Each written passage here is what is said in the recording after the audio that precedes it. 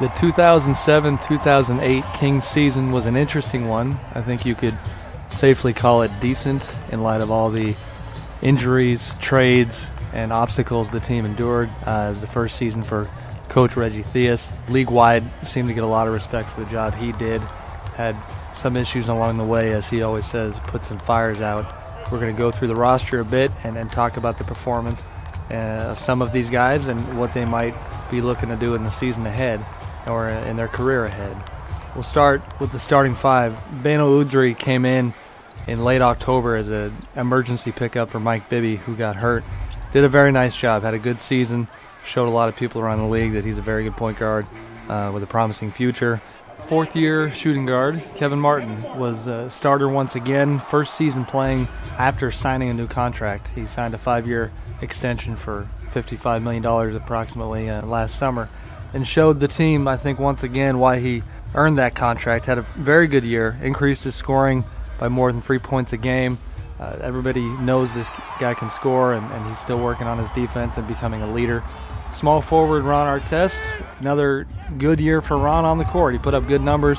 Another interesting year off the court. Plenty of headlines with Ron. We always know that he's going to have something going on. But in terms of numbers, Ron averaged 20 points a game for the first time in his career.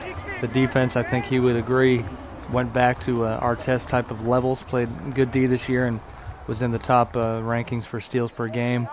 Power forward Mikey Moore came in with a lot of people wondering if he would earn that big paycheck that he got. He 3-year, $17 million deal, 2 years guaranteed. But Mikey admits that he was feeling the pressure early on.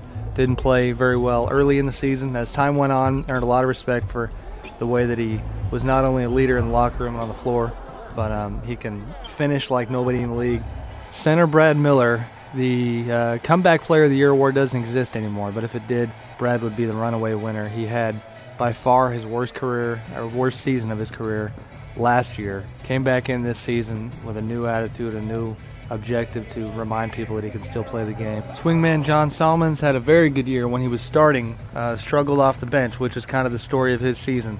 Something he'll have to look at next year, especially if Ron Artest returns. Then he's not likely to be in the starting lineup. Forward Shelden Williams was a player the Kings acquired in the Mike Bibby trade in February, and a player they're going to continue to look at.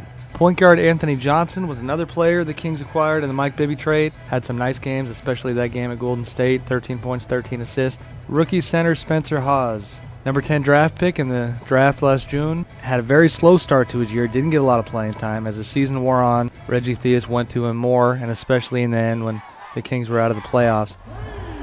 Swingman Francisco Garcia. Francisco had a breakout year. He was entering his third season, one of those players that knew that he needed to really show what he could do, and he did that.